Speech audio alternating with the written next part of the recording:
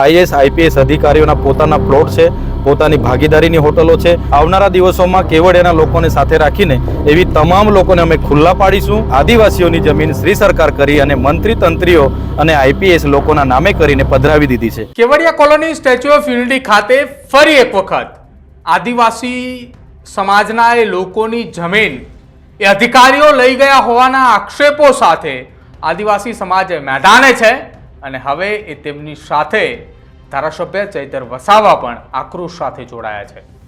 જો કે આગામી 10 દિવસમાં આદિવાસી સમાજના મોટા આગેવાનો અને ધારાસભ્ય ચૈતર વસાવાની સહિત આંદોલન સાથે એ વાત પણ કરવામાં આવી છે કે આગામી 10 દિવસની અંદર જો આ તમામ આદિવાસી સમાજના લોકોની જમીન ખાલી નહીં કરવામાં આવે, ગૌચરની જમીન ખાલી નહીં કરવામાં આવે તો તમામ એ જમીનના પુરાવા અને જે અધિકારીઓએ એમાં પાર્ટનરશિપ રાખી છે, જે અધિકારીઓએ પોતાની ભાગીદારી કરી અથવા તો કોઈ અધિકારીએ પોતાની જમીન રાખી હશે તો તેને ખુલ્લા પાડવામાં આવશે। એક તરફ કેવડિયા કોલોની ખાતે સતત વિરોધ પ્રદર્શન ચાલી રહ્યું છે કે આદિવાસી સમાજના લોકો સાથે સ્ટેચ્યુ ઓફ યુનિટી જ્યારથી બન્યું છે ત્યારથી તેમની સાથે અન્યાય થતો હોય તેવા આક્ષેપો અને તેવી રજૂઆત વારંવાર ધારાસભ્ય ચૈતર વસાવા કરી ચૂક્યા છે।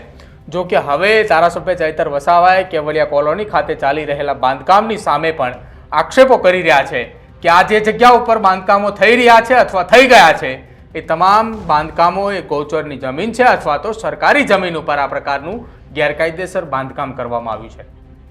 ધારાસભ્ય ચૈતર વસાવા શું કે કહી રહ્યા છે પહેલા એ સાંભળો। અમે ટ્રાઇબલ મ્યુઝિયમ જ્યાં બને છે સામે જે મોટું કોમ્પ્લેક્સ કમ્ફર્ટ ઇન બને છે ને એ આઈએસ આઈપીએસ લોકોની ભાગીદારીથી બન્યું છે અને એ ગૌચરની જમીનમાં છે, ગામતળની જમીનમાં છે। કોની રહેમ નજર છે? કેવડિયામાં આટલા બધા પ્રોજેક્ટો બન્યા છે એમાં આઈએસ આઈપીએસ અધિકારીઓના પોતાના પ્લોટ છે, પોતાની ભાગીદારીની હોટલો છે અને મોટામાં પોતાની હિસ્સેદારી છે। આવનારા દિવસોમાં કેવડિયાના લોકોને સાથે રાખીને એવી તમામ લોકોને અમે ખુલ્લા પાડીશું અને એવા હોટલો રિસોર્ટોનો બધાનો કબજો અમે લઈને સ્થાનિક લોકોની જેની પણ જમીન હશે એમને અમે આપી દઈશું। કેટલા આઈપીએસોને જમીન ફળવાય છે આપના અંદાજે? એ લિસ્ટ હું આવનારા દિવસોમાં તમને બતાવીશ। શરૂઆત આપણે ટ્રાઇબલ મ્યુઝિયમની સામે કમ્ફર્ટ ઇન બિલ્ડિંગ બન્યું છે ત્યાંથી આપણે કરીશું।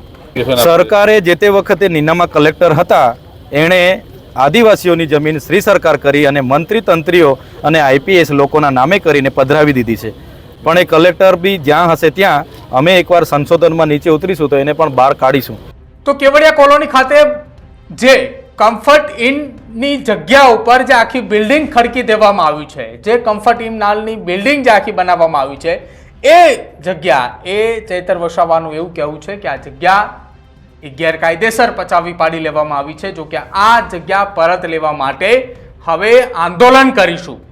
આ સાથે સાથે કેવડિયા કોલોનીની અંદર અલગ અલગ જે જમીનો સરકારી જમીન હોય અથવા કેવડિયા કોલોની અંતર્ગત આવતા એકતાનગર સહિતના અનેક ગામો જે છે તેમના એ આદિવાસી સમાજના લોકોની જે જમીનો હશે કે જે જમીનો ગેરકાયદેસર પચાવી હશે આ તમામ જમીનો જે કોઈ પણ વ્યક્તિઓએ પચાવી છે એ તમામ એ લોકો આઈએસ અને આઈપીએસ કક્ષાના અધિકારી હોવાનું પણ ચૈતર વસાવા કહી રહ્યા છે।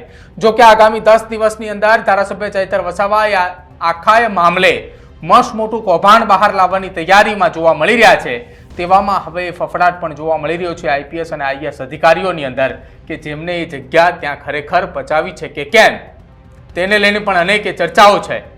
આ ચર્ચાઓની વચ્ચે તમારું શું માનવું છે? શું ખરેખર આ અધિકારીઓ દ્વારા જમીનો પચાવી હશે ખરા?